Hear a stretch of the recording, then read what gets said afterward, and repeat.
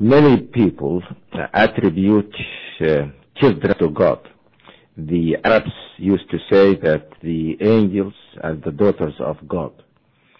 At least one sect at the time, one Jewish sect at the time of the Prophet, used to claim that Ezra is the son of God. And the overwhelming majority of the Christians still believe that Jesus is the Son of God. Now, the Quran has many rational arguments against this. It says that this is a contradiction in terms. If God is the creator, he cannot be a father, because if he is the creator, then the relationship between him and everything else, everything other than him, is the relation between the creator and the created. So where is, how can you describe the son? Is he, or any child, whether the son or daughter? If you say that he is created by God, then he cannot be his child.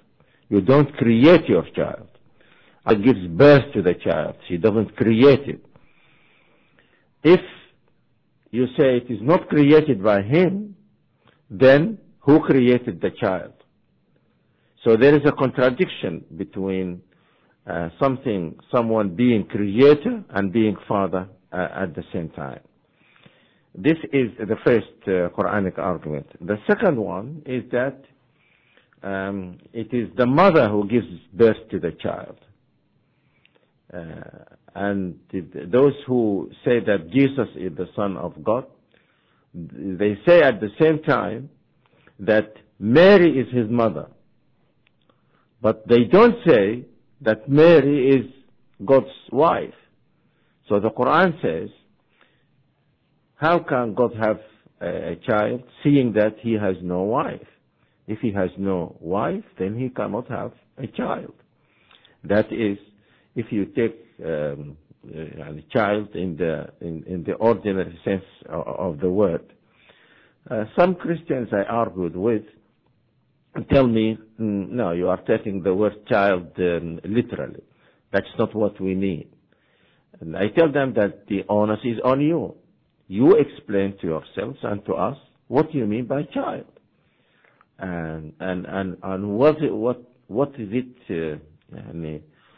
What is it that is in Jesus that distinguished him from other of God's creation? In what sense is he a child?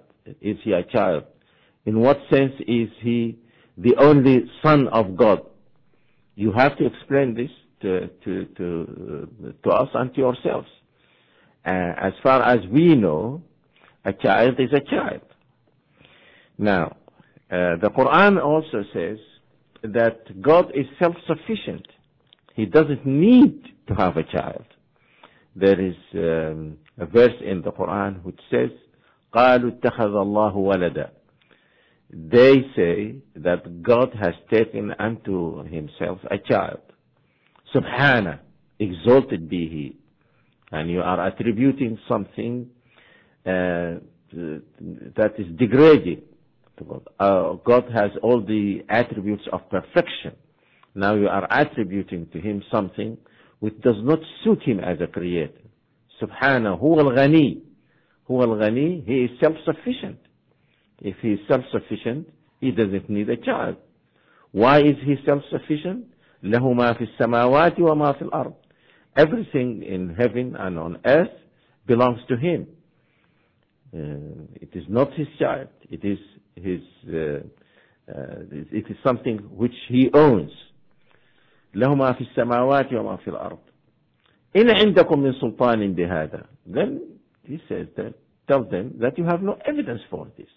How can you attribute to God something for which you have no evidence, especially when it is something that does not suit God? You are, in fact, insulting God when you say that he has a child. The Quran says, yes, God can, it is possible for him to adopt a child. That is there is no contradiction here. لو أراد الله أن يتخذ ولدا لاصطفى مما يخلق ما يشاء. Had he wanted to have a child, he would have chosen from among his creation someone and adopt that as a child. But even that doesn't suit him. Some Christians say, why do you say that God cannot have a child? God can't do anything. And we tell them that there is a difference between being able to do something and doing something. Many of us can kill children. We have the power to do that. But we don't do it because we believe that this is something that is immoral. And so even if God could have a child, he wouldn't do that. And if it is a contradiction in terms, then the Muslim scholars say the power of God does not apply to contradictions. You don't, if someone says, can God put someone in hellfire and in paradise at the same time? We tell him that you are talking nonsense. You are talking nonsense. There is no idea in your mind. This is a contradiction. And contradictory statements have zero contact, as the logicians said. So, these are some of the Quranic arguments for saying that God does not and cannot, as a creator, have a child. Subhanallah wa bihamdihi.